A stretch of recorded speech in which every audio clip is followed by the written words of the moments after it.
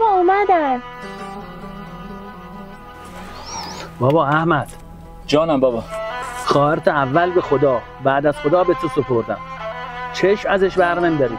به محضی که رسیدین یه تماس به من بگیرید. چش خیال تخت.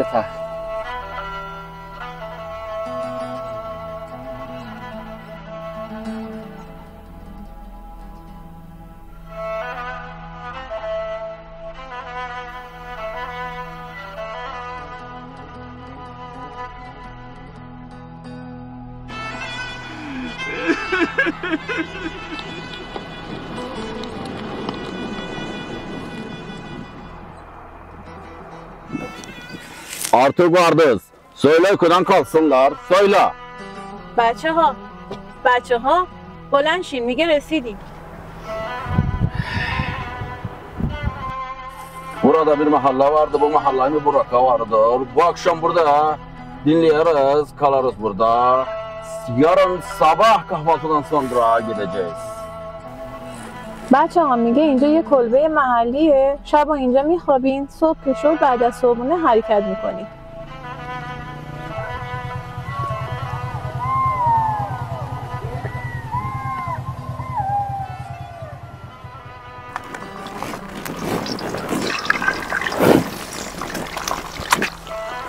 بفرمایید. دست شما درد. وای خدا. وگه منم لیدیشو تا الان نخفتیم. واقعا که خوش به حالتون. عجب صفایی داره. کاش میشد همیشه اینجا بمونیم داداش. ای بمانی. قدمتون رو بانشو. بره خوشحال من که عزیزگه. چی بشد بگم والا؟ من هر چی میگم تو باز حرف خودت میزنی. میدانی چه کات محمد من قول دادم زشته. به خدا میفهمم زشته، میفهمم قول دادی. پیر پیغمبر مرد بسته است. بابا یه سر سوزن نمیشه رد بکنی، چه برسه آدم. عقاب پر نمیگیره این روزا. هر کاری خود صلاح میدانی بکن. این دختر جوان باشانه. نمیتونم به هر کسی ناکس اطمینان کنم. از یه راه امن یه جوری برسانشان لب مرز. اون طرف مرز هماهنگ کردم فردا تحویلشون میگیره. چی بشد بگم والا؟ من هر چی میگم تو باز حرف خودت میزنی.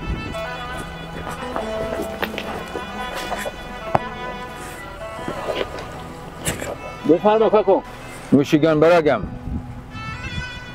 کسی کم بیارانه بشتن بگم. تو راهی قدم گذاشتید که پشت سرتان خرابه روبرتان سرا. توی راه باید گرگ بیابان باشی نه آهوی خیابان. نکنه فکر کردی رستم دستانی چی تو خودت دیدی که دست ناموست گرفتی زدی به کوه بیابان. برارکم تو یا جگر شیر خوردی یا مغز اولا. برگه هنیت و امنا و کارتان دخالت بکن. اگه به صلاحتان برگردیم با آغوش گرم خانواده. به خدا قسم یه دایی وطن 100 شرف داره تا پادشاهی قربت. احمد داداش بنده خدا راست میگه، بیا برگردیم. منم یه دلهوره عجیبی به جونم افتاده، احساس میکنم داره یه اتفاقایی میفته. من به آرزوام قول رسیدن دادم. هر سپاه کجا بود و چوب بگرد اردوهات. چی شد؟ چی گفت؟ گفت بلند شو لباست عوض بکن آماده بشو برو دنبال آرزوهات.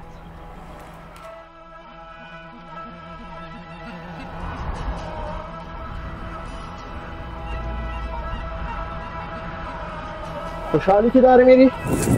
هم آره هم نه. خوشحالم که دارم میرم و از این همه بدبختی خلاص میشم، ولی ناراحتم که دارم میرم و تیکه تیکه های وجودم اینجا جا میذارم. تو که راه بلدی چرا خودت نمیری اون وقت؟ من همه دارم ندارم اینجاست داداش. کجا برم؟ راستش من هر چقدرم بزرگ بشم دلم به بزرگی شما نمیشه. من اگه یه روز دایی که من نبینم دنیا رو سرم خراب میشه. نمیترسی تو این مسیر هی میری و میای؟ پدرم کولبر بود، تو همین مسیر برای یه لقمه نان جانش از دست داد. هر وقت از خانه میزنم بیرون نمیدانم خودم برمیگردم خانه یا جسدم. به قول بابای خدا بیامرزم ما کردا نانمان به قیمت جانمانه. چند متان طرفتر شروع خوشبختی شماست داداش. برید خدا پشت پناهتان باشه. یا حق تو نمیای با ما بری؟ من باید برگردم، دالگم چشم انتظاره. خدا پشت پناهتان.